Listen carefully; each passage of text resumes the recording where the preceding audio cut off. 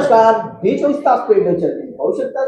आज भारतामध्ये नव्हे तर महाराष्ट्रामध्ये देखील महानगरपालिकेच्या निवडणुका सुरू झाल्यानंतर धुळे महानगरपालिकेच्या निवडणूक लागल्यानंतर अनेक इच्छुक उमेदवारांनी उमेदवारी जाहीर केली. आपल्या सोबत आज बहुजन समाज पार्टीचे ॲडव्होकेट राहुल बागांच्या संदर्भामध्ये जर म्हणायचं तर महाराष्ट्राचे मुख्यमंत्री देखील राज्यसभेवर त्यांचे नाव घेतात. दरकाळी फोडल्यानंतर अनेक लोकांच्या अंगामध्ये थरथर निर्माण होते. तसेच आज राहुल भाऊ यांनी जी वार्ड क्रमांक 9 मध्ये उमेदवारी जाहीर केली त्यांच्या संदर्भात काही प्रश्न जनतेने आमच्या सोबत आले. आज आपण राहुल भाऊ यांना एक प्रश्न देखील भाऊ तुमचं D24 तास पेडणे चॅनलला या ठिकाणी स्वागत आहे. मुळात पहिला प्रश्न असा आहे, तुम्ही धुळे महानगरपालिकेला कशा पद्धतीने बघतात आणि धुळे महानगरपालिकेमध्ये अनेक लोक सांगतात की भ्रष्टाचार मुक्त महानगरपालिका झाली पाहिजे, काय सांगतात? निश्चितच आपण महानगरपालिकेमध्ये प्रतिनिधी म्हणून का गेलं पाहिजे या संदर्भामध्ये माझं आपल्याला जर एक आपल्या माध्यमातून सगळ्या मतदार बंधूंना एक नम्रपणे आव्हान असेल की प्रतिनिधी अनेक स्वराज्य संस्थेचे प्रतिनिधी का असतात, तर जो एक बजेट असतो तो बजेट जो अलोकेट केलेला कशा पद्धतीने त्याचं वितरण केलं पाहिजे याच्यासाठी प्रतिनिधी म्हणून आपण जायचं असतं. परंतु आपल्याकडे काय ढोबळमानाने प्रचार झालेला आहे की नगरसेवक हा तिथे येणारा महानगरपालिकेतला जो काही मुबलक पैसा असतो त्याच्यातला हिस्सेदार बनण्यासाठी मुख्यतः नगरसेवक जात असतो.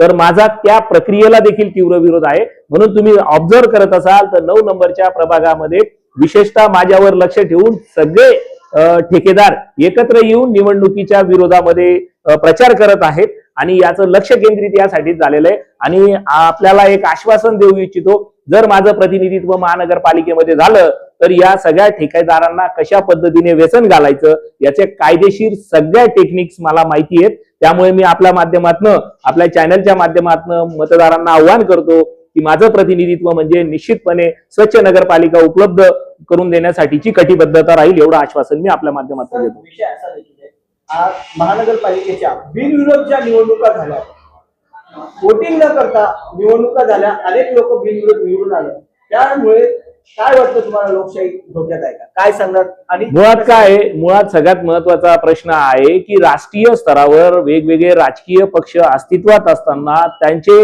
प्रतिनिधी स्थानिक स्वराज्य संस्थेमध्ये असताना देखील लोकशाहीची पद्धती नाकारून बिनविरोध जर निवडणूक होत असेल तर याचा अर्थ या ठिकाणी दबंगगिरीचं अस्तित्व मोठ्या प्रमाणात आहे.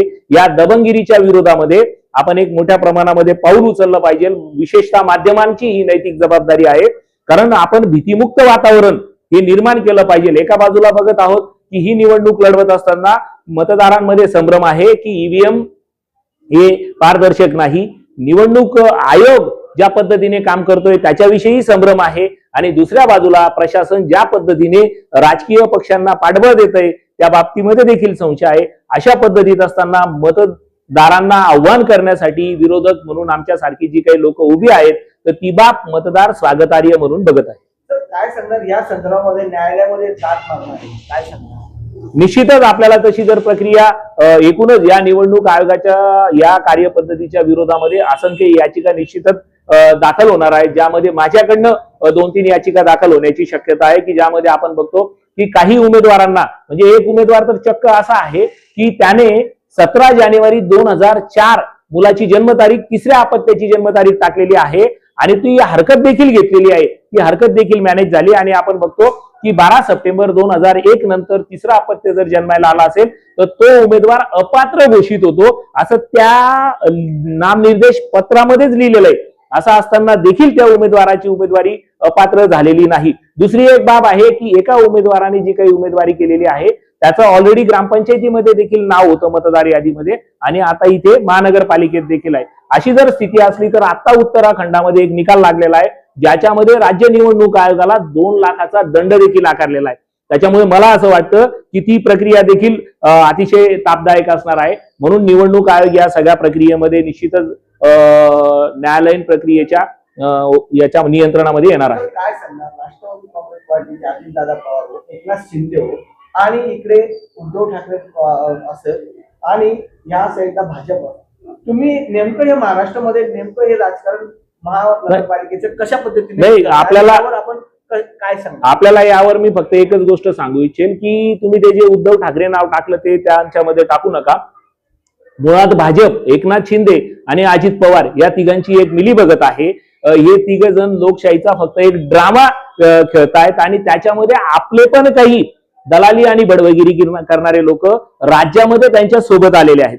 मुळात मुद्दा असा आहे की आपल्याला जर ही प्रक्रिया थांबवायची असेल तर जे लोक लोकशाही पद्धतीने निवडणुका लढवण्यासाठी पार्टीमध्ये पार्टी पॉलिटिक्स करतायत त्यांचं आपण स्वागत करून या लोकांचा छुपा हेतू ओळखला पाहिजे. आणि आपण बघत आहोत की बिनविरोध निवडणुका कशा झाल्या, तर ज्या लोकांना असं वाटत होतं भाजपला विरोध करण्यासाठी एकनाथ शिंदेचा ग्रुप प्रभावी आहे, एकनाथ शिंदेच्या ग्रुपने माघार घेतली म्हणून बिनविरोध झाला.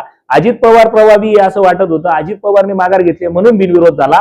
याच्या व्यतिरिक्त लोकांना उभं राहू द्यायचं नाही हे देखील षडयंत्र मोठ्या प्रमाणात सुरू आहे. आम्हाला देखील तशा पद्धतीने गुगली मारण्यात आली, परंतु आमचा राष्ट्रीय पक्ष असल्यामुळे त्या गुगलीला बळी पडला नाही. म्हणून आज आपण हे काही वातावरण आहे जे लोकशाही पद्धतीने लढण्याचं उभं राहिलेलं आपल्याला समजलं. काय करणार असाच जर प्रकार चालेल तर जनतेला तुला मला वाटत नाही का जनतेची ही धुळे जिल्ह्याच्या जनतेची दिशा बोलत आहे, यावर काय मार्ग असेल? सगळ्यात महत्वाचा मुद्दा असा आहे की ज्याला तिसरा डोळा म्हणतो आपण, मीडिया.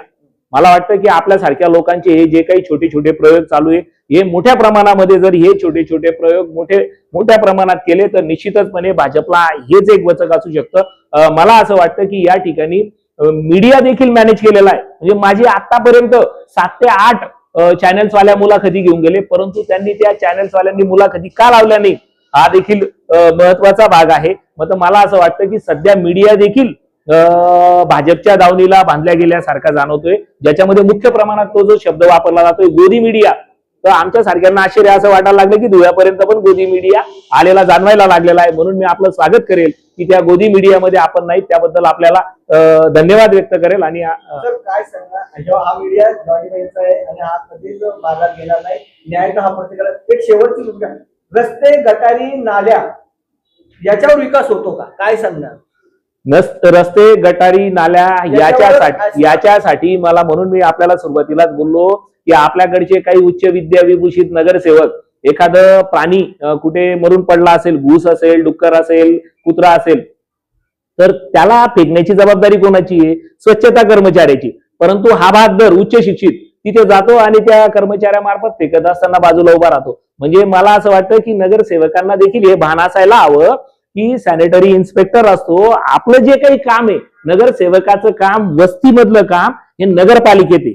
आणि पुन्हा आपल्या माध्यमातून सांगतो, नगरपालिकेमध्ये नगरसेवकांना बसायला जागा नाही.